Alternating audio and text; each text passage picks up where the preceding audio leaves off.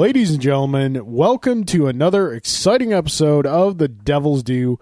Court is in recess today in memory of the Honorable Judge Harry T. Stone, Mr. Harry Anderson, gone far too soon.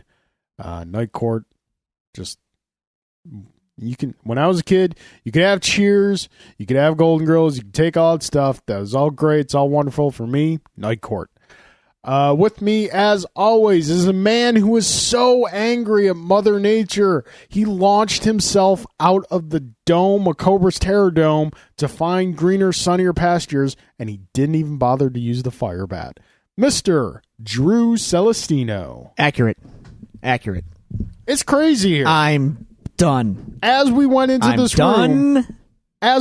room, certain points of your house you can stand in, you can see the front, you could see the back. In the front yard, it was cloudy and snowy. In the backyard, it was sunny and still snowing. But Mother Nature, April, winter, all of you, go home. You're drunk. I am ready to move to the West Coast, Carl. And you know how much I love winter. Yeah. You know how much I love snow. I'm done. I believe someone has demarcated it on the calendar. It's confirmed. We are in our 7th month of snow. 7th month. It is April 16th. Yes. As of this recording. Yes. And it is snowing out. I'm done. I'm ready to go. Why am I still here? Why do I live in this city? It's brought me nothing but pain, Carl. Sports team failure and snow. That's all we got. Got good food. You know, we do, but I'm going to tell you, it's only going to keep me here for so long. I don't love beef on weck that much. Here we are again, folks. A little frazzled from the weather, as you could tell. Drew's a little upset, and I'm as equally upset. And folks, again, when I'm turning against winter, you know it's bad, because I love me some winter. But like, the end of February, that's when it needs to stop. That's as long as I will. I at least need to taper down. Yeah. It's not tapering down. It's ratcheting up. It's ratcheting up. Yeah. So yeah. But here we are. Let's get to our opening statement. Sir, how was your week? It's been okay. It's been all right. Good. Best I could really surmise for you. Still putting life back together and still trying to wrap my head around the remainder of these housing projects that must all be completed before the wee baby Pliny makes his way into into the world in September. So I'm trying not to lose my mind over all of this, because suddenly the kitchen reno that I thought was not doable is now being reconsidered in a smaller scale of some kind, as long as a financial threshold can be set and not exceeded. But with that comes now I'm stressing out again about, well, what do we do, and what's it going to cost, and how long is it going to take, and how much debris will there be? And I don't do well with my house in disarray, despite my office being a complete disaster. I know where everything is in the disaster. Wait till little baby Bucky comes. Yeah. You'll get comfortable with disarray. No, there will be structure, discipline. Good luck with that. Yeah. So anyway, you do realize there's a certain point of time after a child is born, they don't recognize structure because they're babies. Oh, I know. That's why I want to impose structure. Uh-huh. That's the way it's got to work. All right. That's right. So, events, happenings. Let's back up. We had game night on Friday. We did. Played Sentinels of the Multiverse. What were your thoughts on it? Interesting, kind of legendary-esque in aspects, and yet lacking in other aspects. I feel like the turns, when it is your turn, my biggest complaint would be that you don't have really enough to do on your turn to make waiting for your turn not kind of dull. You know how you can tell a game's not going well? How many people are on their cell phones when it's not their turn? Ah, gotcha. Yeah. Yeah, so not bad, but Legendary does it better. I was not a fan. Okay. I'll tell you why. The artwork didn't do much for me. Well, it's generic superhero stuff. They couldn't, within copyright. And whatnot. The characters seemed very fanboyish. Again, archetypes and Like, yeah, I mean, you could say archetypes, but at the same time, like the character I was using, I was like, I could have come up. This looks like a character I came up with when I was in elementary school and thought I was clever for combining Iron Man and Iceman. I mean, again, archetype kind of, you got to skirt the rules a little. No, I was playing as the Superman, stand-in. Yeah. It's just the way it is. Yeah. I guess technically it's a deck builder, but you start out with your entire deck and what you draw. Yeah. And like, there are duplicate cards in your deck of cards that you can only use one of at a time. So if I can only use one of these cards at a time, why do I need duplicates in my deck coming up my hand? You know what? If choice between two, I'd rather play Legendary. Oh, that's not even a question. Because Legendary's got the better artwork. It's got, I think, the better gameplay, and just like it's more fun if it's characters you know. I'm always invested in. I think that's really the thing that bothered me the most about Sentinels and the Multiverse is that when you're not when it's not your turn, you're really not invested in what's happening. Yeah. Whereas in Legendary, I'm always invested in what's happening because you have to watch out for the city area, next, what's coming out next. Are we getting close to a villain escape? Yep. All that stuff, and you got to really be conscious of what's happening. So anyway, still though, not bad. Then you brought over, what was it? Go Nuts for Donuts? Is that what? Yeah. That was Donuts cool. for Donuts. Yeah, and I have played that before, despite my belief that I did not. Yes, it's from the same people who did Sushi Go, and it is very similar. Similar. I prefer Go Nuts to Donuts. That is a game actually you and Jen got me for Christmas this past year. I like it. I prefer Sushi Go though, but that's me. They're both good, and they both have a similar art style and gameplay mechanics and stuff, so they're both pretty cool. I think it's more fun seeing kind of who screwed you over. Oh yeah, as opposed to in Sushi Go, like you don't know like who. You don't. Yeah. There's more anonymity. Yeah. So even though especially with Jen, because she lives to screw everyone over. Stop me from winning. Anyway, as soon as Jen yawns, man, that's it. Game's over. That's that. You better start putting the clock on the night at that point. Let's see. We roll into Saturday where I really didn't. I think I pretty much kicked back for most of the day, as much as I could anyway. See, this is where things get foggy for me. I kicked back for a little while. Then my dad decided to text me at a certain point in the morning. He's like, "Hey, he's on all these house projects. He's got the itch almost more than I do to do them. Yeah. So I can come over and we can knock out that railing." And I was just like, well. We could, or I could sit here and listen to some Metallica vinyl. Right. Well, that didn't arrive yet, unfortunately. Which I have a whole rant on the Postal Service, which I'm not going to get into right now. But anyway, without getting into that. So I was playing Final Fantasy III on my Super NT and having a grand old time. And I was like, well, if I don't do this now, it's one more thing I'm not doing. So I said, come on over. Let's do it. At our age, it's harder to justify. And even though it's Final Fantasy, I know. It's harder to justify an entire day of playing. I can't do days. I can do blocks of time, but I can't a whole day. Those days are probably over for me. See, Duty Dice days are fun, but I only do them once every 2 months. And even though they go all day, we play multiple different games. I think what's going to happen is, let's say, for example, when Octopath Traveler comes out in July, and playing Final Fantasy III, by the way, is like the ultimate primer for Octopath Traveler for me. It's like it's getting me back in the old school graphic style, the turn-based RPG, all of it. Equipping, headgear, body gear, left arm, right arm, relics, magic. Okay, I'm getting dialed back. Anyway, I think what's going to end up happening is I'm going to get that game, and I'll try my best to play it, although I think by summer things are going to be very hectic with preparations. And then, at that point, I think when there's going to be those, sleepless nights with the Wii one, that might be where I sneak in my gaming. Yeah. I can see that being a thing. I mean, honestly, dude, you hear horror stories from our parents, but it's 50-50 shot. We'll see. William, at 6 weeks, was sleeping through the night. And I've heard other babies who never sleep through the night for, the first year of their life. So. Well, anyway, we knocked out the railing between my kitchen and family room. and it was like, hey, it's gone now. Now what? It's more spacious. It's a little more spacious. We're going to figure out, but we got to figure out, what we're going to do with that space again with the kitchen and all that stuff. So stay tuned on that. But that was also a proof of concept to, can my basement be done? Can I build the Drew Cave? Yes.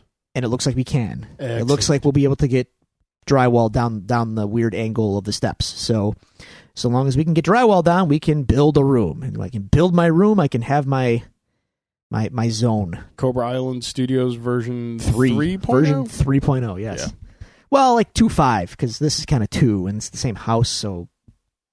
Yeah, no, I think it'd be a full 3. Full 3? Okay. Yeah, full 3. Fair enough. Yes, I look forward to that. If you were reconfiguring this room to be another more studio environment, then that would be 2.5. Okay. There is a stopgap, which if we can't get that done in time, we're gonna jut over to the den. But okay, all of this will go about 10 feet that way. I get you. We'll see. Anyway, and then Saturday night, actually, I was invited by, was it Saturday or Sunday evening? I don't recall. See, I'm getting all mixed up now, Carl. I'm having a hard time. I'm becoming an old man. My mind is going on me. You know what? I think it was Sunday. So let's get to Sunday. Man, I'm out of it. I'm really out of it. Can you tell? Weekend was pretty chill. I did end up meeting a couple friends out. They were at Anchor Bar. I was not really interested in eating, but I ate at home, and then I went with them. I met them at Anchor Bar to watch some playoff hockey and just kind of hang around and shoot the breeze with some friends that I don't necessarily hang out with all that often. Yeah. Well, one I do, but the other not quite as much, and it was cool just to kind of hang out and enjoy some friend time, watching hockey and catching up and talking about life and whatnot. So it was cool. Notice I'm wearing my playoffs hat when the Sabres are not involved. Your Quebec Nordiques hat. My Quebec Nordiques hat. The igloo elephant. Yeah, it's great. Love it. Yeah, well, Colorado is in the playoffs. I'm rooting against them, so... Why are you rooting against them? Because I like Nashville. So, Okay, that's fine. PK Subban is awesome. I thought you hated Colorado. I was like, how do you hate Colorado? I don't... They're not really on my radar. I don't care about them necessarily. Right. Good uniform, though. I like the... Well, now, it was a mess for the last decade, but ask me about uniforms sometimes. I have thoughts. Lots of thoughts. Anyway... that kind of brings us to Raw last night, the WWE Superstar Shakeup, where they shuffled the deck on Raw and SmackDown, which was kind of fun. Like 20 guys got infused into Raw last night. Was Shinsuke one of them? No, I have a feeling they're gonna keep him on SmackDown. That they're gonna keep him going with AJ Styles. Now Daniel Bryan is reactivated. I'm sure he'll enter the mix with those guys. And someone else of main event caliber may shoot over from Raw to SmackDown, and then you'll have a pretty strong worker scene over there. Would you say then SmackDown's the superior show? Yeah, that's going to depend, because they had a massive talent exodus last night from SmackDown to Raw. So we'll see what happens on SmackDown tonight, if there's going to be a, tit for tat, as it were, if Raw's going to reciprocate. But this is all at the whims of a 72-year-old man. So who knows? Vince McMahon is mysterious, and he changes his mind often. What channel is that on again? They're all on USA. Oh, okay. For now. Yeah, we had that discussion. The TV deal is going to be... The last channel I remember SmackDown being on was Sci-Fi for some reason. It was briefly after UPN ended. USA, the USA network, family of networks, put it on Sci-Fi. But now it's all on USA. Anyway, so that was kind of fun, kind of a fun show, believe it or not. But still, just kind of waiting patiently because, let's see, next month, May 11th, we've got NJPW ROH War of the Worlds in Toronto, which I'm going to. So let's go to that. What day is that on? It's on a Friday the 11th. Friday the 11th. So I'm very much looking forward to that. So that's really it, man. Not a lot's been going on. It's been mostly housing, reno worries, and sneaking in Final Fantasy where I can. Cool, because it's great. Final Fantasy 3, 6, whatever. Yeah, that's my jam. Cool. So how about you? What's up? Me, let's see. earlier this week, I watched the Andre the Giant documentary that came out on HBO. It came out actually Tuesday night as we recorded. Yeah, I offered a lot about for it. you to come over, record at my place, and we could watch afterwards. And I saw that it starts at 10 o'clock. Mm-hmm. So I was like, that's not going to work so much. It's a little late. I actually knocked out a good chunk of it the night that it came on, and then finished up the next day. As someone who is not technically a wrestling fan or a follower of wrestling, I found it very fascinating. Yeah, there was some stuff in there I kind of already knew, but it was interesting that, and I listened to the Bill Simmons podcast with the director, because Bill Simmons was an executive producer. Mm-hmm.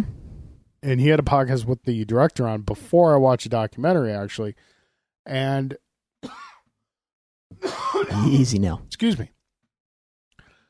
They had said that they wanted to focus on stories that could actually be verified. So like the legendary drinking stuff, they only put in people who say they were there and saw him actually do that. So like the 156 beers or whatnot is just like a legend. Yeah.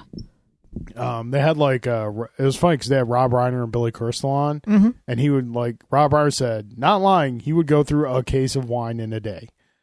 A case of wine a day. So it was really interesting. Obviously, I mean, dude brought joy to a lot of people in what he did. He unfortunately led a very short life because of his condition. But it was interesting to learn. Like, they didn't shy away from the fact that he was an absentee father. And That's called being a wrestler, especially in the 80s. yeah. Well, it's funny because like on the podcast, they had talked about how they filmed this great segment with Stephanie McMahon, who I guess he had a very good relationship with, and it was kind of like Uncle Andre, and it was a father figure to her in a lot of ways.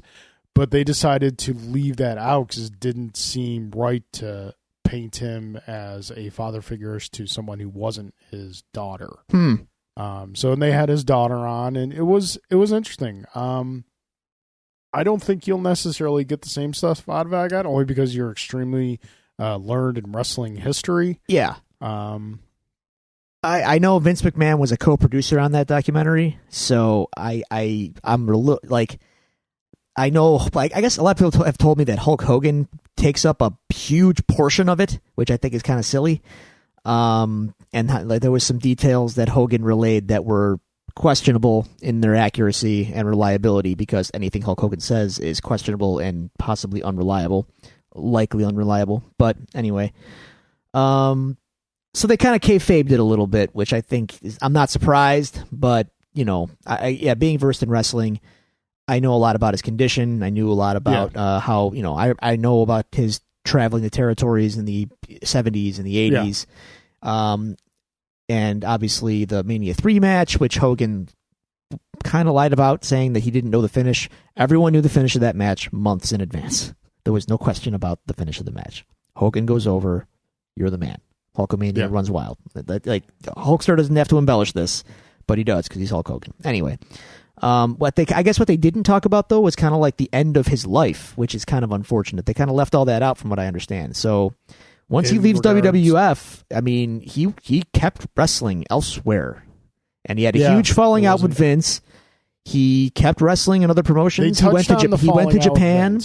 Vince talked about like that they had a falling out, and it was unfortunate.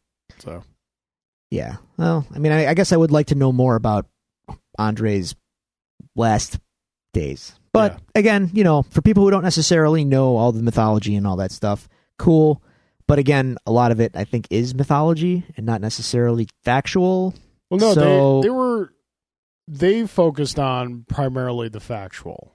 Okay, they acknowledged the fact that he has become a mythic character. Yeah, I mean, did they still pretend that he was like 7 foot whatever? No. Okay, though they admitted that he's not. They acknowledged that his size varied from card to card. Okay, so because that's a point of contention.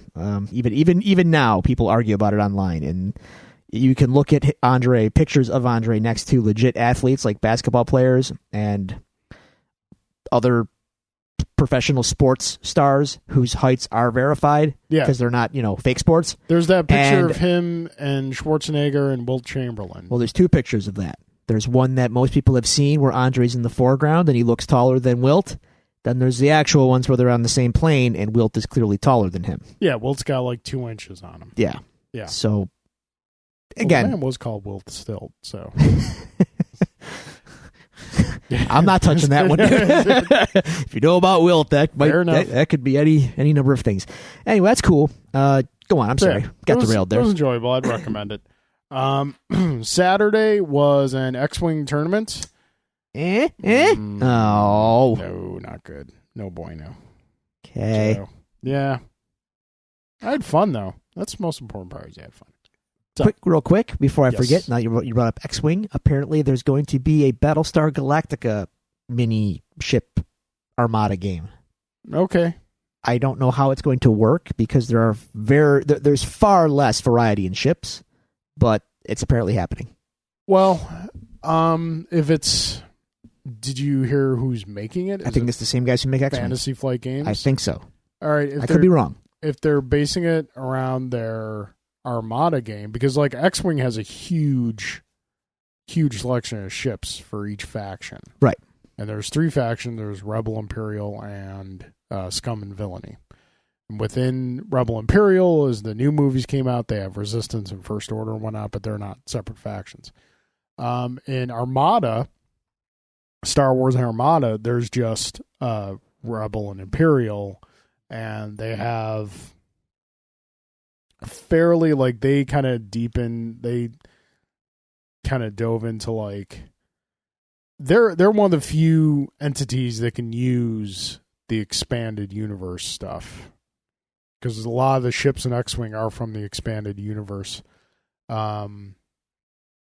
So we'll see. I'm sure Battlestar Galactica has some form of expanded universe. I couldn't tell you, but anyway.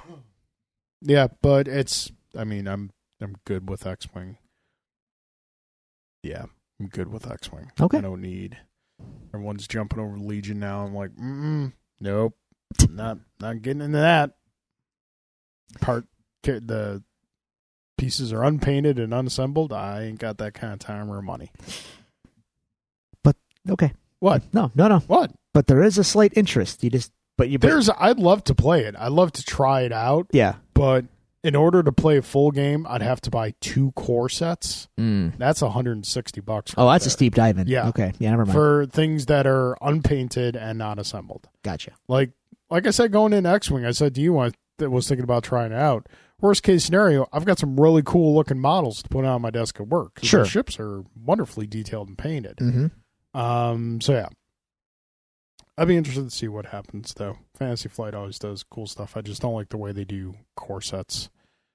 Okay, so yeah, that was the X-Wing tournament. I have another tournament this Saturday, so we'll see what happens. The wife and I finished up for the most part the journey to Infinity War. Impressive. We did Thor Ragnarok this past weekend. Yeah, still enjoyable, still fun. I still kind of bump up against the same things I bumped up in when we saw it in the theater. Little too much jokey joke, not too much heart. Little too much jokey joke, lacking a lot of heart. Again, a father died and I didn't cry. And Thor didn't really either. Yeah, he kind of gets shuffled off to another place, and then we forget about Odin like immediately. Yeah, I mean, you were sitting next to me when we saw Black Panther, and when he went on the spirit quest or spirit journey, and he saw his father. Yeah, he said to his father, "I'm not ready to live without you." Was my face dry? No. I didn't look, but I couldn't look at you because I was too entranced by his father's eye. Yeah. I hope they fix that on DVD. His Toxic Avenger eye. You joke, but the proportion is not. It's not far off. It's not far off. No. Anyway. So yeah, Ragnarok. It's a lot of fun. Just kind of lacks the heart that I feel a lot of the other Marvel films have. I think of the 3 films, the first Thor is still my favorite. I could probably see that. Yeah. Okay. So yeah, that was that. I think that was pretty much it for the week. Dear listener, if you'd like to tell us about your week, ask us any questions, or send us any comments to be read on the show, you can do so at the following locations. You can find us on Twitter at Devils Do Pod. You can go to Facebook.com/Devils Do Pod. You can email us at thedevilsdopod@gmail.com. And you can find all these resources available to you on our website, thedevilsdopodcast.com. And Drew, we have a return of the Wily Kit and Wily Cat of the Devils Do. Oh. I'll let them decide which one is which. Mr. Alan Wears and Mr. J. Gelsomino. Starting out with Alan's questions. Carl and Drew, do you think the internet has caused the decline in kids playing with toys and action figures, or is it a lack of imagination? If the toys that were made in the 80s were made today, would they stand a chance to the internet? Would you guys shoot a video of you two guys playing with 80s toys? No. Yeah, no to the last question. I'm not saying I wouldn't sit down and play with some 80s toys. I would show off some of my toys, but what's fun then is probably going to be fun now. Well, I mean, I'm not going to shoot a video in my bathtub with my toys. I mean, I'm not going to do that either, but that's not saying I'm not going to go in my bathtub with my toys. You give me an old G.I. Joe water moccasin, old Cobra water moccasin. Yeah. Whale was too big for the bathtub. Let's see. I think moccasin and the shark. That was the battle to have. Lack of imagination and kids playing with toys and the internet and video games. It's all intertwined. Yeah, it's not one thing that does it. No, it's there's a screen shoved in your kid's face from birth now. Yeah. And they don't have to imagine anything because they can see everything happen. And why, I don't know. I still, again, me, child of the 80s, action figures were cool because they were like physical representations of these things that maybe you saw on television, or ideas or concepts that, you knew about, and you let your imagination run wild with this little extension of that. And video games were kind of crude, with the graphics at the time when I grew up. So a toy could be rendered in, any level of detail, really. Yeah. And the more detailed ones were obviously cool, but now video games are like photorealistic and they can show you whatever you want to see or whatever they want to show you anyway. So, yeah, I guess the imagination does get dulled a little bit. And as an extension, toys seem, I don't know, I don't have kids in the 6 to 10 year old range, so I don't really know, but it does feel to me like action figures are not nearly as sought after as they were when I was a kid. Yeah, I think like if you're an older or an adult toy collector, there's a lot of great stuff out there for you now. Like you look at the Marvel Legends line of figures, they're amazingly detailed, and like the Star Wars Black Series figures. These figures are really cool. They're $20 a pop, and they're not like things that would necessarily strike you that a kid's going to play with. These are kind of more for the older collectors.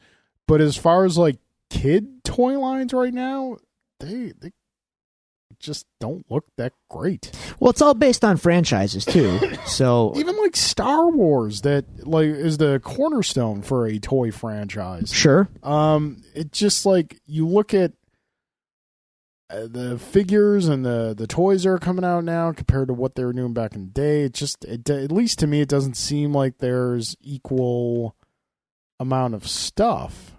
I don't know. I think there are. Options that they have. Sure, there are. You get all your key characters in the line and some vehicles, and that's all we had. We had the core line, and yeah, but then we also had like there were more vehicles than there are definitely available now, and there were like the little things that they kind of made up for the toy line.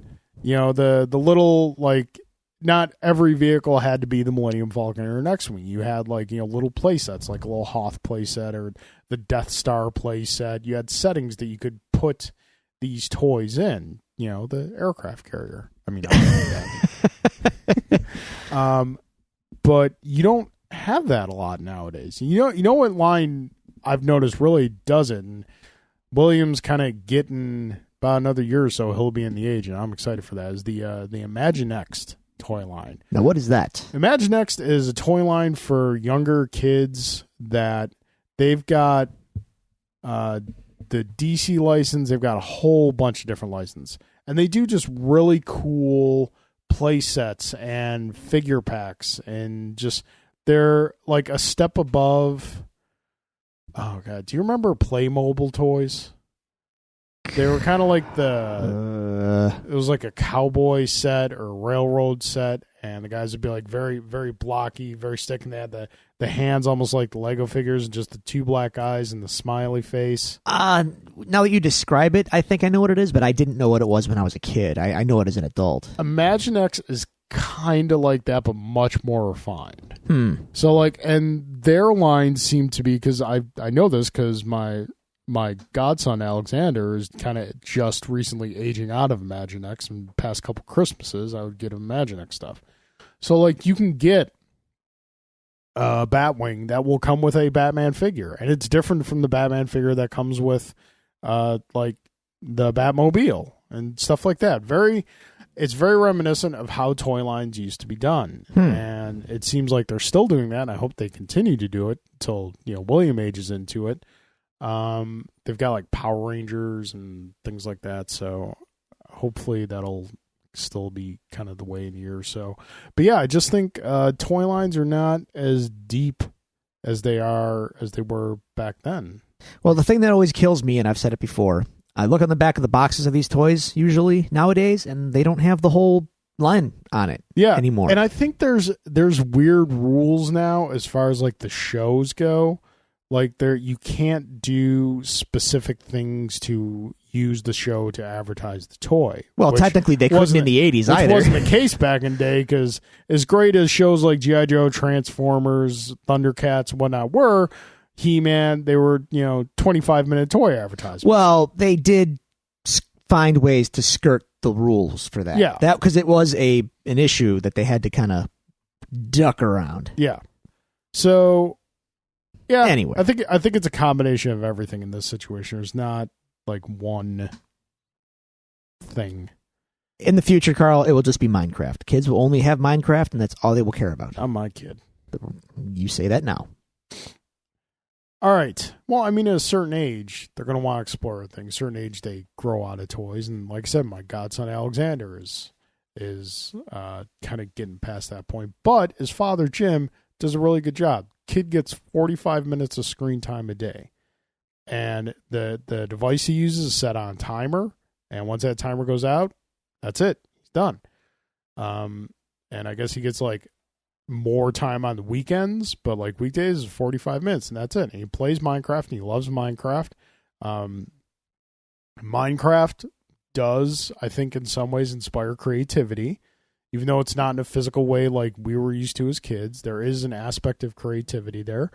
But like you kind of got to limit those things, pick and choose your battles. Mm-hmm. Like when they can be reasoned with, and I'm using air quotes, it might be a little bit easier. And I'm sure there are plenty of parents out there right now who are kind of laughing at me the same way I laughed at you earlier when you said you were going to instill order to an infant.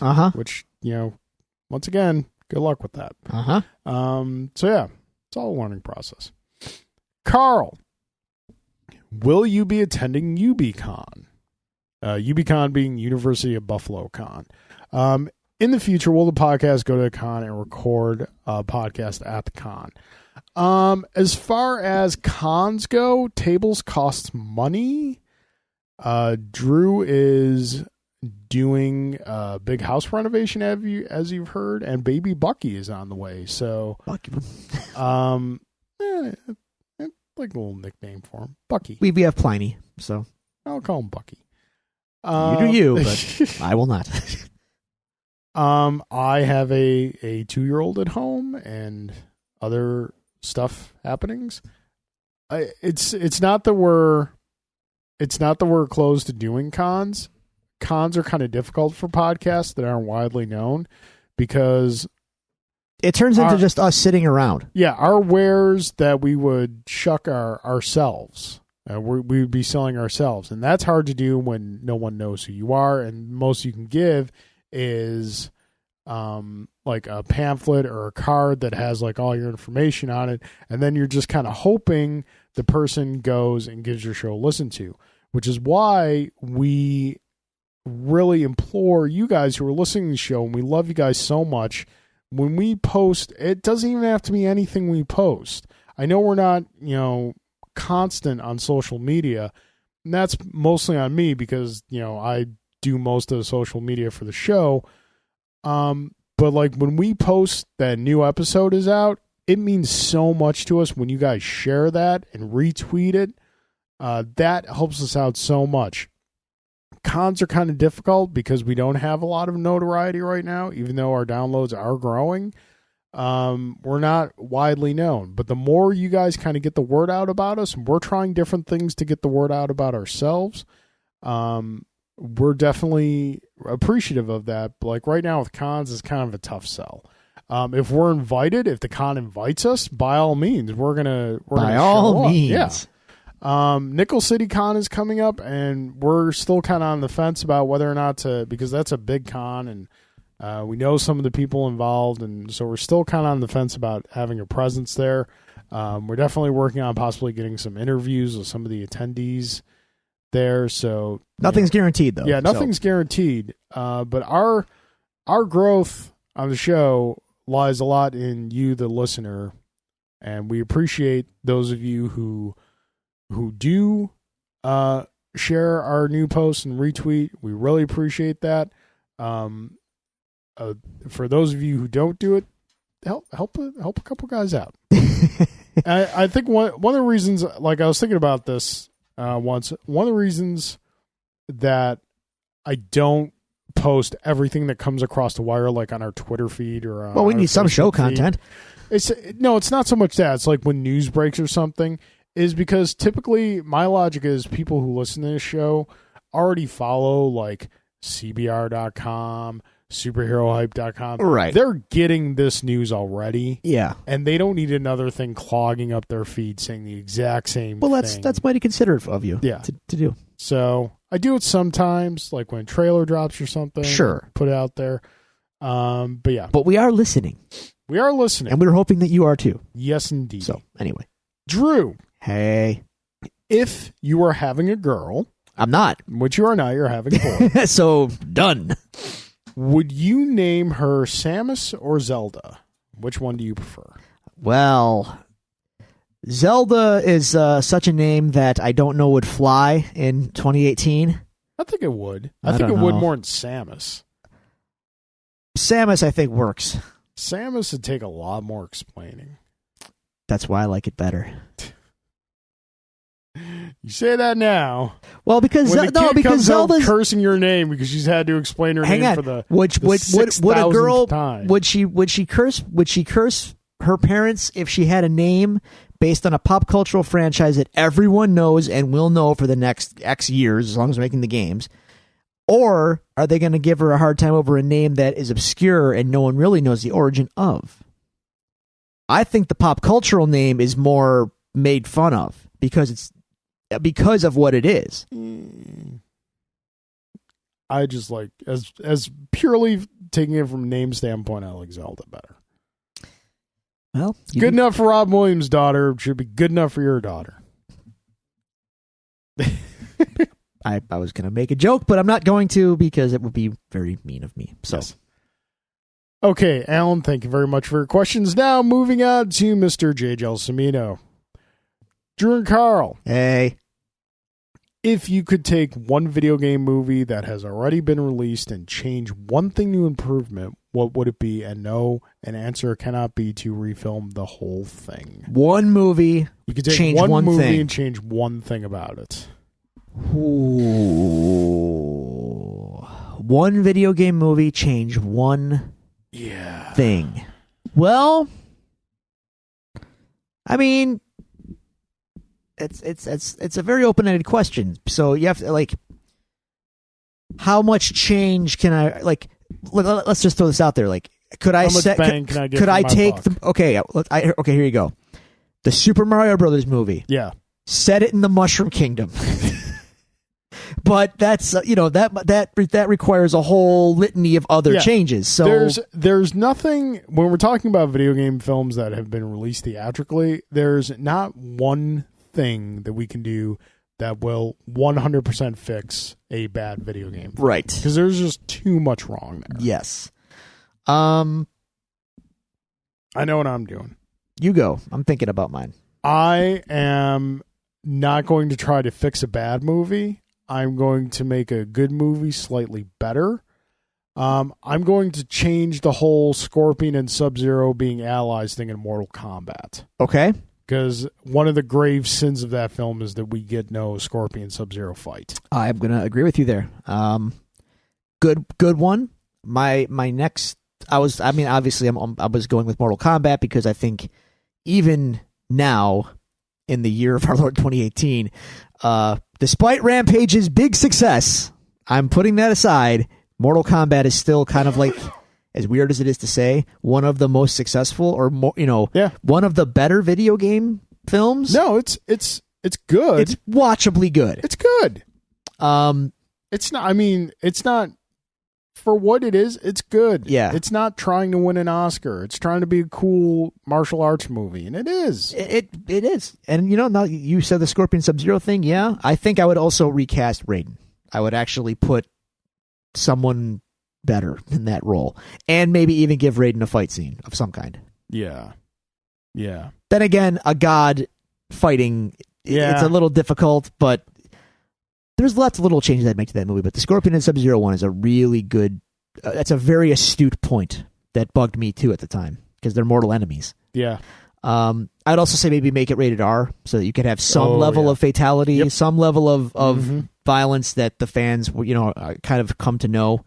So not that that's required because they did a good job with the story that the first game and had, but it could have helped. I still think the best fight in the movie is the Scorpion Johnny Cage. Yeah, it's great. That fight rules, especially when they go into hell and it's like it's all acrobatic and crazy with the scaffolding and that's awesome. Actually, wait, no, I remember I just rewatched that movie fairly recently and we talked about this on the show. Oh, I actually remember being surprised that I thought that the Liu Kang reptile fight was better. Oh, that's a good one too. Those are the two in the movie. Yeah, there's not a bad fight in the movie. No, but those two are really good. Yeah. Those are the prime two. I'd also maybe spend a little more money on the CGI budget and punch up Reptile's model a little bit. Yes. That was tough. But it was a product. Surprisingly enough, Goro still works. Mostly, he still works. His proportions are a little weird, but yes, he does work. Anyway, all right. So, Drew, yeah. In the spirit of not driving Carl crazy, I will not ask you how many days since Long Beach. I love Carl too much to do that.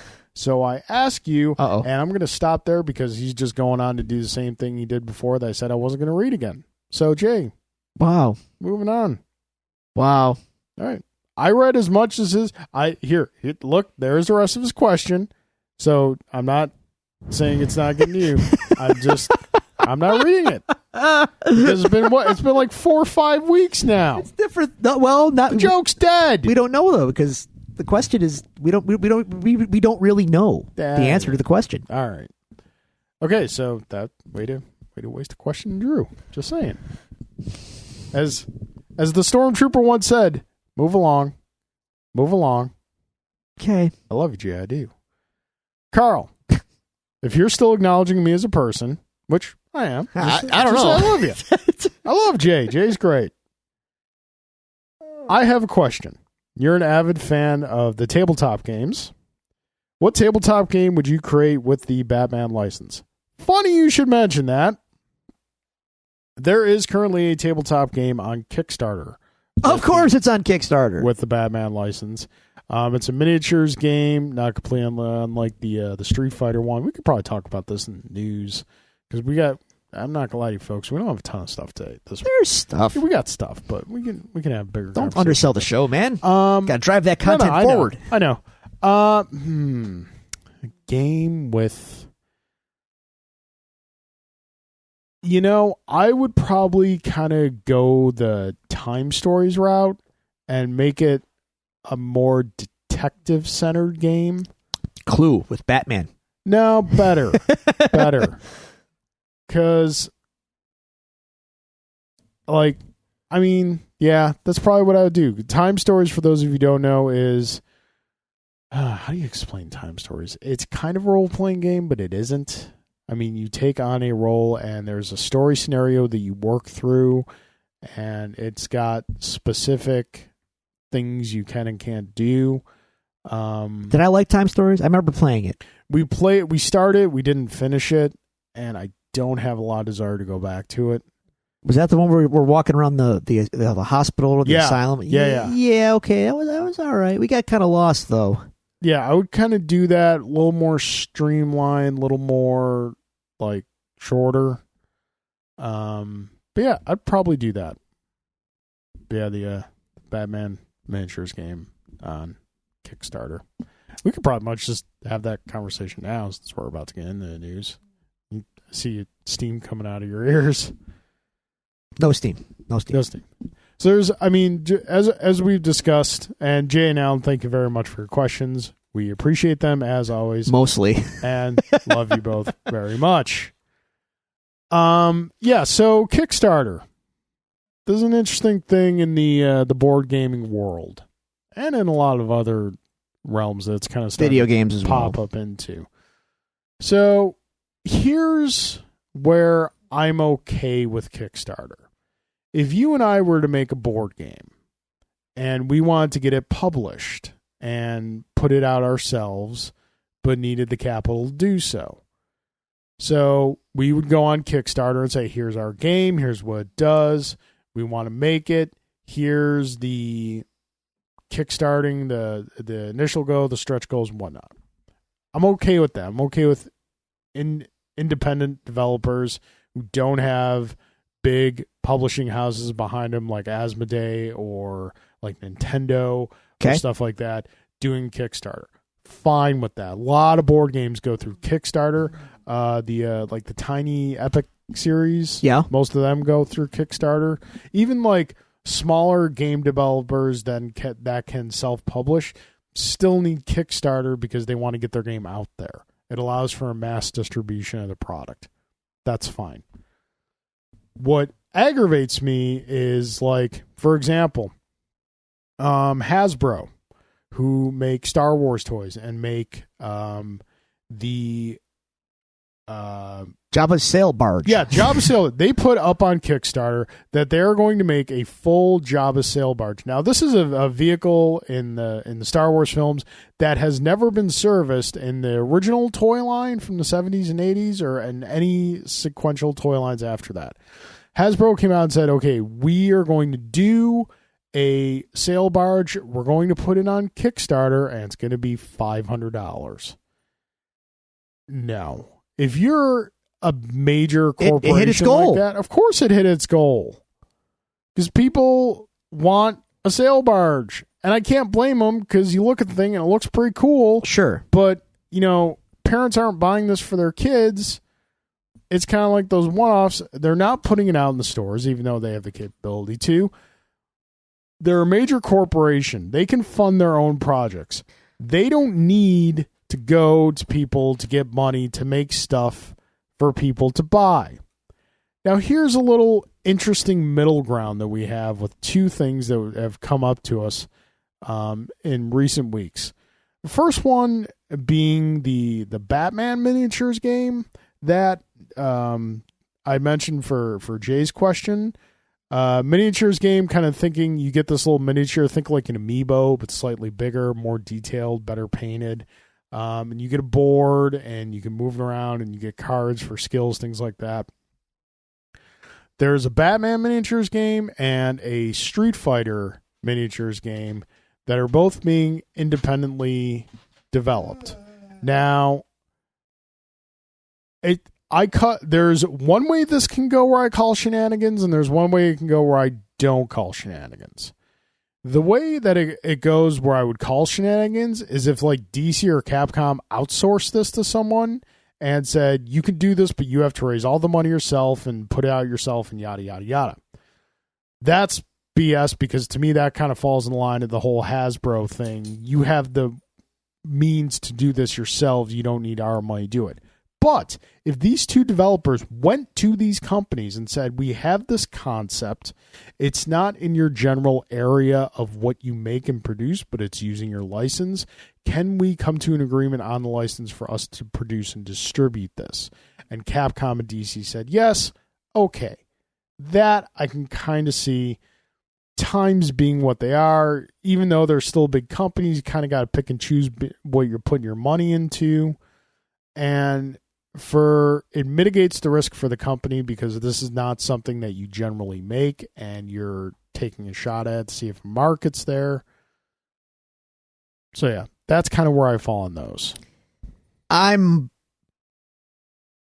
equally mixed, I guess, is the best way to put it. But I largely, if it's a big company and they're kickstarting something, generally I feel like, well, you don't need my money to get this made. Just make it, and then you can get this made, if it's good, you can have my money.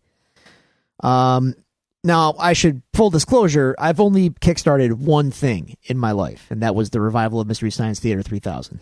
Yeah. You might now, by my own logic, you might say, well, that's a big brand. Why did you have to kickstart that? And there is some validity to that, but it's not as big a brand as you think. It is pretty. It's a pretty niche, whatever you want to say the word, thing. Yeah. And no network was on board with picking it up. Yep. The Kickstarter campaign got them the funding to create it. And then even after they met their goal, they still didn't have a network. There was no guarantee that it was going to get picked up and released anywhere. So just so we're clear, the sail barge and these miniature games, like you're telling me that DC or Warner Brothers, whoever, with this Batman, with their infinite reach, can't make a tabletop game? Really? They need, they need, again, there's some slight bias here coming in, because it's the guy doing doing these miniature things, at least for the Street Fighter one, is a YouTuber, and not one I particularly enjoy. So maybe I'm a little bitter about this whole thing. Fair enough, but like, why does, even if they had the idea and somehow got it pitched, they obviously have it pitched enough where they acquired the license. Okay. Yeah. Well, the company at that point should just go like, hey, that's a good idea. Here's what we're going to do. We're going to bring in, we're going to fund it, and we're going to release it. And if it takes off, you get paid or whatever. Yeah. But the companies are smart, though. Ultimately, what this does, because it's zero risk. It's zero risk to them, and for a company, it's smart. So really, who's to blame here? We are. We're to blame. Not we, Carl. Not you and I, not necessarily. The people who actually pay for this stuff. Sight unseen, you're trusting that this stuff is going to, get made and happen. Now, there's been several Kickstarter successes. Again, see Mystery Science Theater. I think the Oculus started out as a Kickstarter project back in the day, and that's, you can argue the merits of that. Here we are now. But there's been a lot of failed Kickstarter projects as well. Yeah. Lots of them. And then what do people do? They get angry, and they complain online. Mighty Number 9. Yeah, among many others. I mean, not failed in the sense that it didn't get made. It got made. It got made, and the product was terrible. And that happens a lot, believe it or not, where something gets made and then the people start getting their rewards or their product or whatever, and they're not as advertised, or it's not what they thought it would be. And that's what I'm saying. Like, you know the risks up front. I don't know. How about wait and see? Yeah, it's annoying because, like, especially with the Street Fighter Kickstarter, because the big story was that it reached goals like almost instantly. Of course it did, but of course it would, though. The components of the game look quality. Sure. Typically with board games, because like board games aren't cheap, man. For an average game, it's like $30. Sure. I need to watch some reviews from people who aren't trying to sell me the game, from like independent reviewers and whatnot. just to see if it's any good or not. And with Kickstarter, I don't know when I'm getting it. You don't know what you're getting. I don't know when I'm going to get it. Yeah, it's a big X factor. Because deadlines are blown all the time with these it's things. It's clear that both of these things will get made, both the Batman miniatures and the Street Fighter miniatures.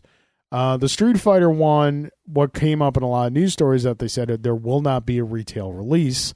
Yeah, that's another thing. So that just breeds scarcity, and now you're going to have these sets going on eBay for thousands of dollars probably for people that want them. To me, that's a coin toss on whether or not it will actually happen, given how much money it's generated on the Kickstarter. I would not be surprised if Capcom stepped in and said... Well, that's the thing. If they're saying it won't, but they sell out immediately and it hit its goal like that quickly, if it's any good, you're leaving money on the table if you don't release it.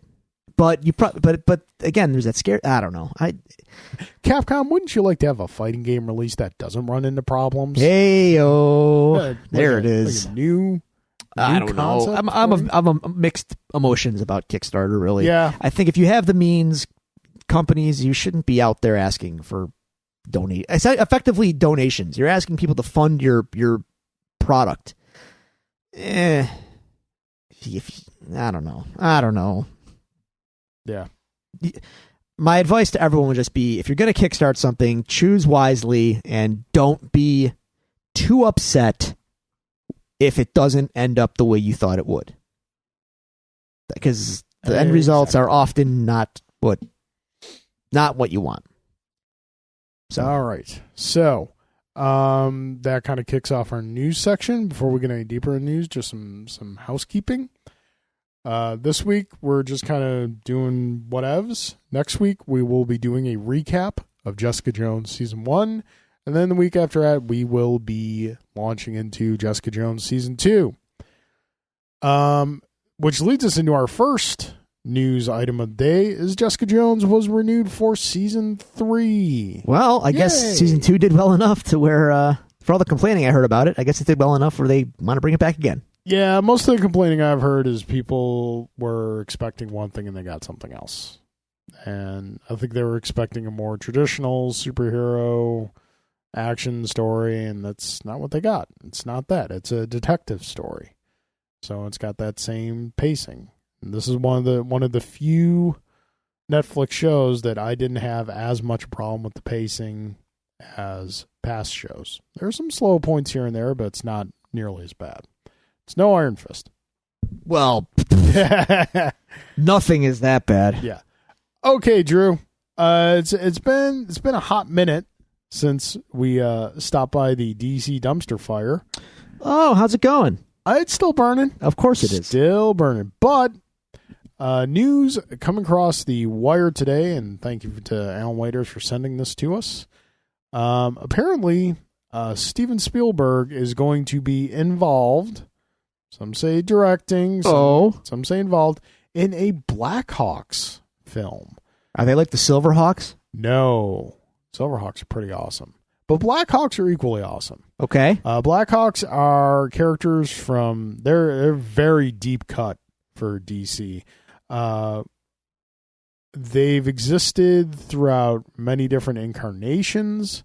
But their most popular incarnation was World War II era-based elite fighters, squadron pilots, I believe.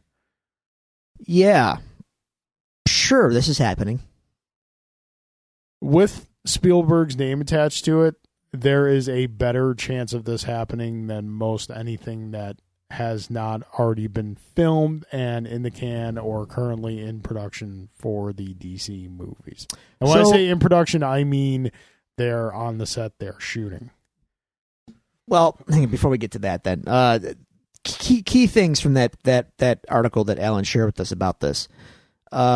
Spielberg is spearheading it. He may direct it. He may not. Well, we don't know.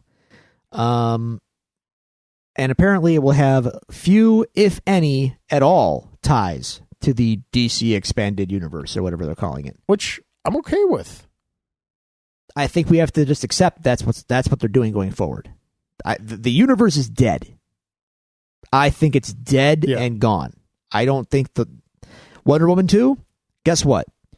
probably not going to reference a single thing outside of itself. I don't so much think the universe is dead and gone. I think it will still be there, but they're not going to try very hard to reference to it. Oh, good. Which, I mean, there's no reason to not leave that door open. You can leave it open, but I feel like you're just leaving it open for hurt. Like it's like you almost want to avoid talking about it, because then it just makes people kind of go like, oh yeah, that was from that one movie that was really bad. You know what I mean? Yeah, I mean, I get what you're saying, and right now with the DC films, it's such a crapshoot. Again, I don't think there's no gain or loss for them leaving the door open. I think as bad as Justice League was, they did manage to fix Superman. Batman could definitely use some fixing.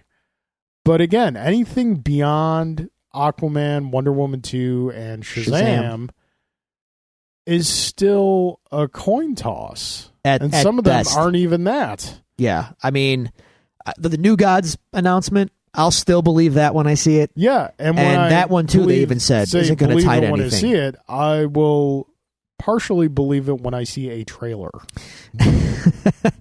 I'm going to need to see Orion and Darkseid at some point before I even will take that seriously. Yeah. And they're saying that also will not have any ties to the DC Expanded Universe. So in other words, the ugly CGI monstrosity that was Steppenwolf might be back in a New Gods movie. Yay! Need more Steppenwolf. Yay-ish. I don't know. Yeah, like you said, unless it's already happening, I feel like most of these are they're just talking. They're just talking to talk. They just announced a director for the Harley Quinn movie or whatever. See that? I didn't see it, but if you're telling me DC announced a director, I'll Google it for you. Quinn movie, because they go through directors in a flash. Kathy. Oh, come on! What? They go through directors. Yeah, you know what? No, it doesn't matter. Come on, that was gold. They did. I was lightning quick on that. You're say I'm fast. Got a flashpoint of puns here. Kathy Yan is Warner Brothers' choice to direct Margot Robbie in the next Harley Quinn film. Sure. This will happen. Sure. All right, let me ask you this. This might apparently this might actually be part of the Birds of Prey / Gotham City Sirens / who knows? Whatever. All right, let me ask you this. Mm-hmm. What does it take? What would it take for you to acknowledge, short of seeing a trailer, that yes, this film is actually happening? Set photos. People on set, behind cameras, in front of cameras, doing movie stuff. And then an announcement like, this is the release date. Oh, okay. Then I'll believe, this is actually a thing that is happening. See, release date wouldn't, because alongside everything I just said. Yeah. Because otherwise, I've seen a lot of headlines and announcements. I've seen a lot of that not come true, too. So, you keep going over there, DC. And like we were talking about earlier, you're telling me you're having a hard time getting a Batman movie off the ground right now. Yeah. It's Batman. It's your most bankable.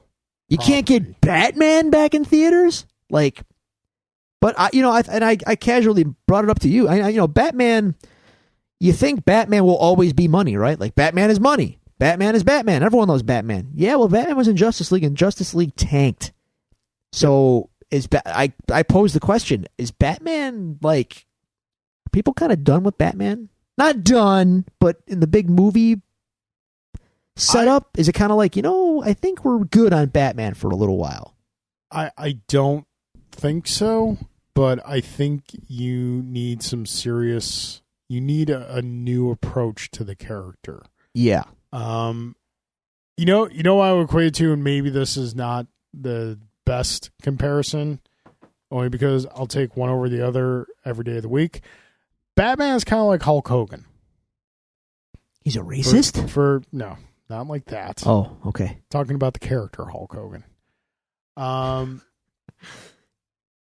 For a long time, Hulkamania ran wild and could do no wrong. But after a while, you know, his fans got older, new fans, not so much climbing on to what they were seeing on the screen. Yeah. Then he heel turns and joins the NWO. That's a whole new ballgame. Sure. I'm not saying Batman needs a heel turn per se, but I think we need a fresh approach. It hasn't been done before approach. I think we need like a gray and blue Batman. On the screen? On the screen. Twist my arm. I'd love it. I think we need like a... We need a Neil Adams and Denny O'Neil approach to Batman. More focusing less on action, more on intrigue, more on stories and settings and characters. You know, look what's worked in the reinventions of Batman that we've had over the years. You know, Batman Arkham Asylum. Freaking amazing game. Right. And just said, okay, Batman is here in this one location. He's not going to leave this one location. This is where our story takes place. Not every Batman movie necessarily has to take place in Gotham City. I don't disagree. I know what you're saying. Yeah, I mean, we know what a grim and gritty Gotham City / Batman looks like. Yes. We've seen it. We've seen it done well, and we've seen it done bad. Yeah. Let's try a different approach. Let's turn the brightness up. I'm not saying turn it up all the way. I'm just, couple notches. Okay. Couple notches. You know what? Let's do a Batman movie with a Robin. With I'm not talking about like a 12, 13-year-old Robin. I'm talking about like a, late teens, early 20s. College Robin. Sure. Yeah. Let's do that and see what happens. And stay away from the Joker. Stay away from, don't do any character that's been done on the screen yet. You can make a great film with a B tier or C tier villain, especially with Batman's Rogues Gallery. Are you telling me you couldn't make a great film with the Mad Hatter or like Dr. Hugo Strange? Mad Hatter. Because again, it kind of goes back to what we've said in the past, where DC's problems kind of lie as opposed to Marvel, is that DC focuses on the villain. Marvel focuses on the hero. DC needs to focus on the hero. But Batman doesn't have a... I feel like the Nolan flicks tried to do that, and like for all of Bale's, high marks as a performance as an actor, he still gets outshined by the Joker. He still gets outshined by Bane. He does, because those performances were great. I think in, like you're referring with the Bale, the Nolan Batmans, they focus a lot on his motivation, why he's doing what he's doing. Sure. We know why he's doing what but he's there's doing. Not much we don't more need to focus on that. Let's focus on the character as is now. But like there is not a lot there, is my point. I think there is, because like you can focus on, there's never been a good detective Batman story in the films. I agree with you there, but that's not a character motivation. Like, that's what I'm saying about Batman. Like his origin was crystallized as a child, and Batman is Batman, driven by vengeance. No child, yada yada, will ever go through. That's it. That's Batman. Yeah, There is no character there. That's it. See, I disagree. Whereas, look at now, not to play. Just again, let's walk across the aisle to Marvel. Captain America. He's a character. Doesn't like bullies. Gets the origin, gets the powers. Man out of time. His best friend. The Bucky story is really his driving force. He's a man at a time. He's forced to kind of like, and he goes with what he knows, and he sticks with the military and S.H.I.E.L.D. and all that. His best friend, who thought was dead, is still alive, and by the way, is a bad guy. He's got this whole redemption arc for his friend. He fights to great lengths against his friends that he's fought alongside in the name of saving his friend. Like, Steve's got a lot of he's got a lot of characterization going on. Batman is Batman. See, I think not a lot there. I disagree. I think you can do stories like that with Batman because you dive into the aspect of the character. You know, fighting the war, he knows he can never win. Why does he keep going on with it? Like, you get past just the initial origin stuff and get like, you know, mid-career Batman, and he's still doing this and still seeing like no result and a relationship with you. We've never seen a Batman family done on screen. No, you're right. Avengers is very much a family dynamic. Sure. And I think if you can introduce that dynamic in a Batman film, then you open up the character for more possibilities. You're right. Yeah. Sure. I mean, you've got to do something different in that every Batman film we've had leading up to this is Batman versus the villain. Here's the villain's plot. Batman foils it. End of it. Then you know what you do? Here's what you do. You introduce some complications into that, like family. So here's the pitch. Here's my pitch. Okay. It's not even a plot. This is just the loosest possible setup. Your next Batman movie needs to have 30-something Batman. 35. Not a rookie, but not a rookie, but not by no means Dark Knight Returns. Robin, we're talking like Dark Knight. Robin is Tim Drake. Batman. Okay. Nightwing is in the movie. Yeah. All right. Dick Grayson, and it's acknowledged that he was once Batman's partner. Yeah. So he's a couple years younger. Mm-hmm. He's like 28. Yeah. 29-ish. And Jason Todd is dead. And that weighs heavy even to this day on Batman. And now you've got a dynamic. Yeah. That's different. How much does he let Tim do? Right. Is Tim tempted to break away like Dick did? Sure. You could echo all of that. Yeah. You can, and so basically you're just saying tell stories they've already told in the comics. Yes. But they haven't done it in the movies. And the movies suffer because of it. Yeah. Yeah. Like I said, Batman has no character in the movie. He's Batman. Yeah. Because he's Batman. Well, my original point was I think that might be tapped out. I think you got to do something else because I think you've. No, I agree with that. I think you've depleted the audience's like care about going to see Batman just for the sake of it's Batman.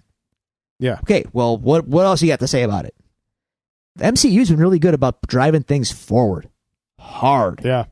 You know, it'd be really cool to do, and still to this day, you won't agree with this, but I still think it'd make for a cool story. The animated film is still one of the best DC animated films to date, and was the one that introduced me to my only acceptable substitution for Kevin Conroy's Batman's voice, and that is Bruce Greenwood, the Under the Red Hood story. Because I know you don't like Jason Todd back as the Red Hood, but no, because it defeats the purpose of Batman's.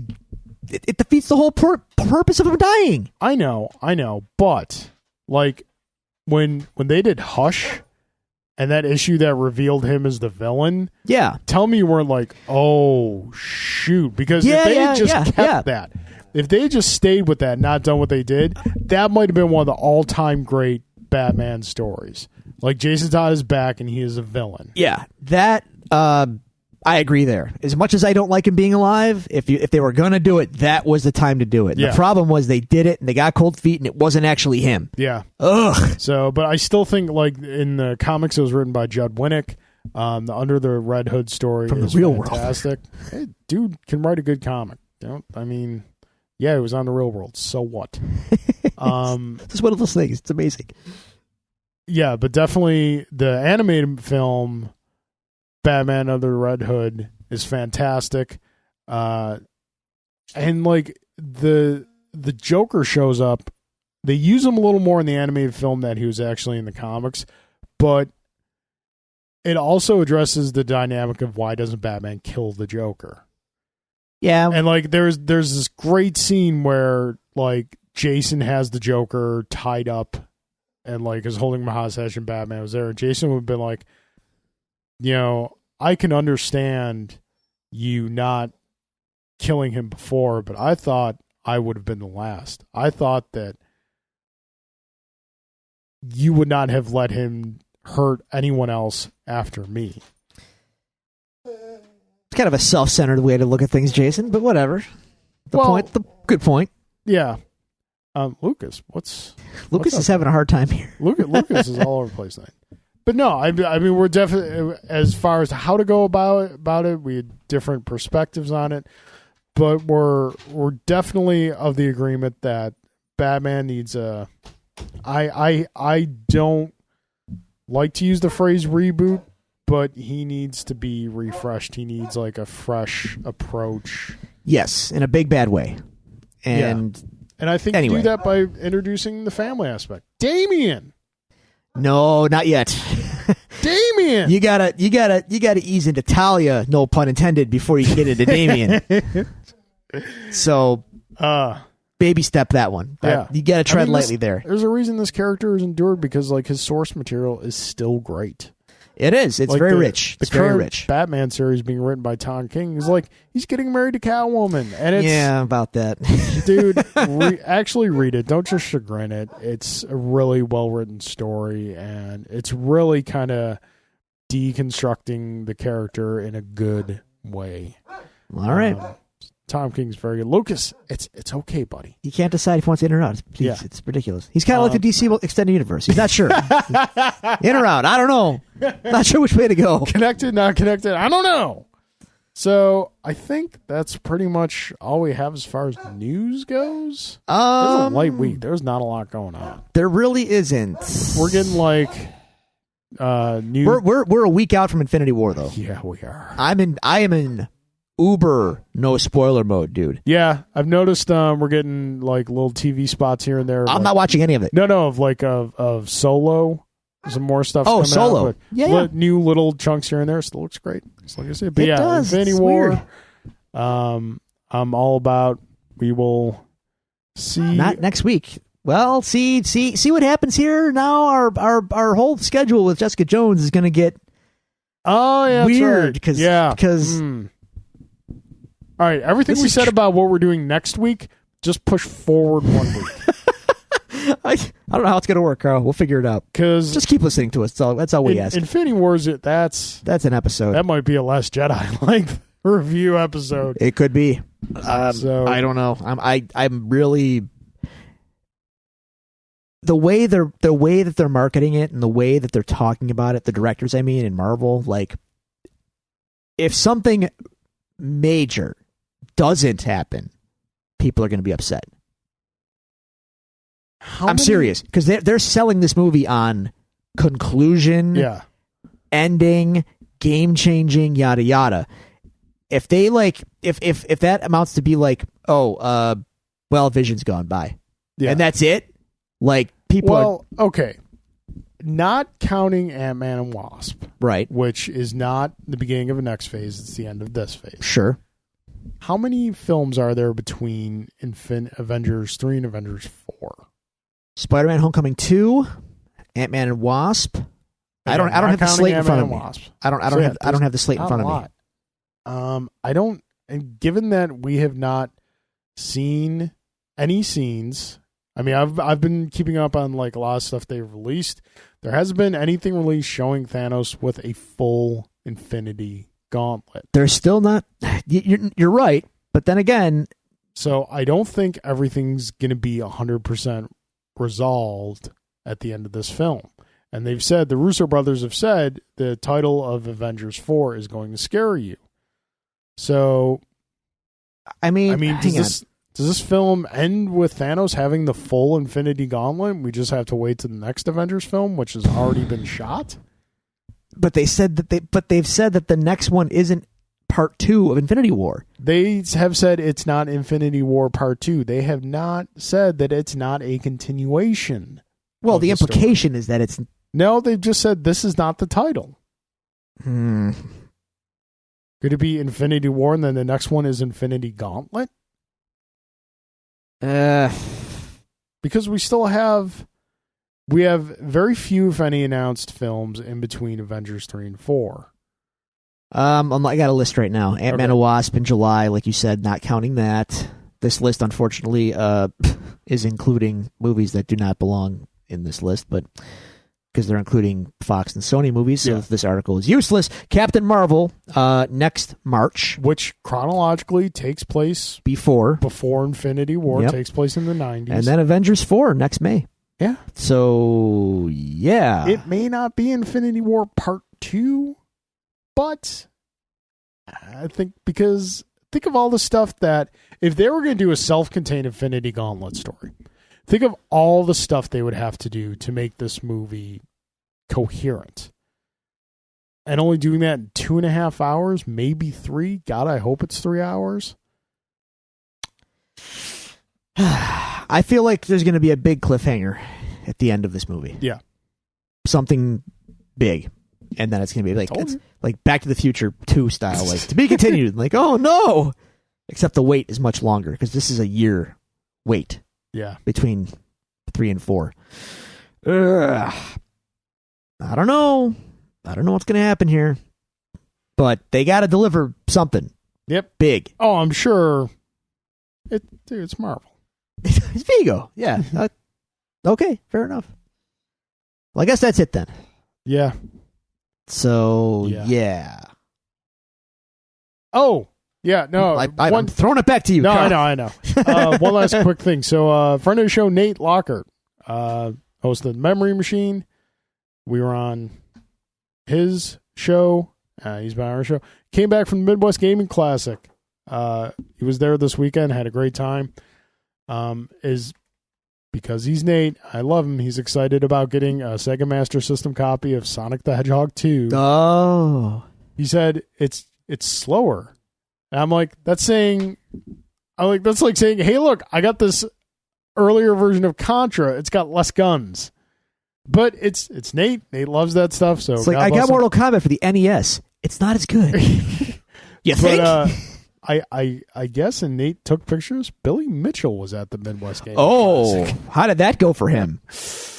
He was there with a magazine that I guess he pretty much co-founded and preaches the Bible of Billy Mitchell. Folks, for those of you who don't know, Billy Mitchell, if you've ever seen the documentary King of Kong, Billy Mitchell was a long-time recognized score record holder for Pac-Man and Donkey Kong, who has been revealed to be a fraud.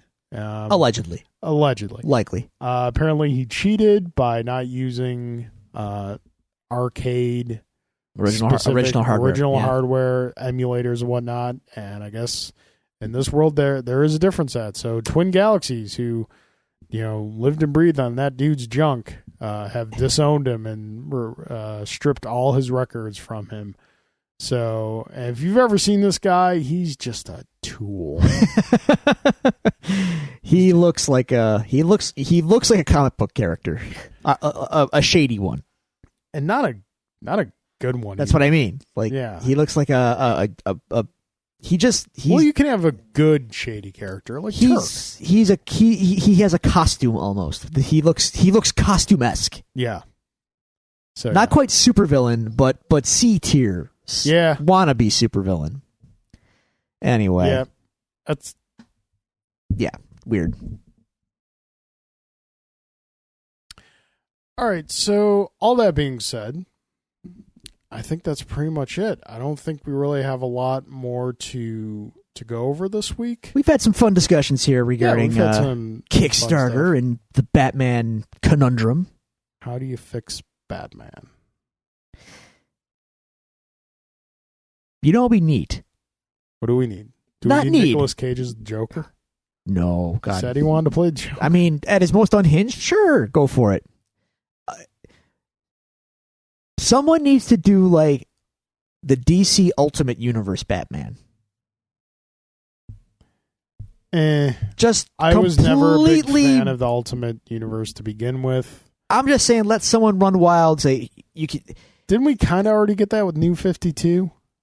No, because Batman was very much unaffected by it. more or less. They condensed his timeline into a ridiculous stretch, which was dumb. Worked. But they didn't really change him. I mean, like, someone needs to say, like, he's a guy who dresses like a bat. His name is Bruce Wayne. That's all you got to commit to. Go. And just put, whatever writer you want, but someone good, and say, what would contemporary Batman be? And just let him run wild. I wouldn't want it to be too crazy off, though. Whatever. Like, there's still some core elements you have to keep beyond just those two things. Let's run wild. Let's get weird. You want to get nuts? Let's get nuts. Exactly. Why not? I wouldn't be as on board that, but I the character is more near and dear for me than he is for you, so that's fine. He's crystallized though. He's always going to be there. Let's see what someone can do. Yeah. You know what happens when you do that, Drew? You get injustice out of it? No. Dude, injustice is great. Oh yeah, honestly. with fascist murdering Superman. Yeah, it's great. Great stuff. You get Ninja Turtles where Raphael's the leader and it looks like freaking Bane. You're not wrong. You're not wrong. You get the Bay Turtles. That's what you get. That's why I'm against that. Fair enough. Good point taken. Not going to Bay eyes anything. Yeah. Okay. Cool. So, I mean, court's not going to be adjourned because we're in recess once again. Yeah. Pour one out. That sucks. 65, man. Young. That's young. Too young. Love Night Court. I was too young to know much about Night Court. Shut up. I think Night Court predated Cheers and Golden Girls and like most of the revered classic 80s stuff. So it's great though. You should go back and watch it. It's fun times. All right. I know John Larroquette. Dude, John Larroquette's on it. Marky Post is on it. Marshall Wallace, Richard Mall. It's a solid cast. Okay. Richard Mall, man, a.k.a. Two-Face from the Batman the Animated Series. Wow. Yeah, you never knew that? No. He did the voice. Oh, you know what? Okay. I just realized something. I just had like a 2-second epiphany and whatnot. We're wrapping it up. No, wait. Lightning has struck. No, seriously, we're wrapping up. You know what we're going to do in like this next time where we have like kind of one-off episodes and whatnot? I started this on another show I was involved with and never got to see it to fruition. We're going to do, or at least, because we're a team and you got to agree with this, I'd like to do a retrospective on the Bruce Timm Paul Dini animated series. Batman, Superman, Justice League Unlimited, maybe Batman Beyond. I'd have to do a lot of catching up, Carl. I only watched. That's fine. I watched like the entirety of Batman the Animated Series, but then after that, very spotty. I know some people we can bring in. Oh, okay. That could be fun. So stay tuned. Sure. The amazing adventures of Drew and Carl continue each month. Sort of. Devil's Due Comics. If only. You picking up Action Comics 1000? I am. Yeah. 1,000 issues, man. That's crazy. That's cool. It's pretty nuts.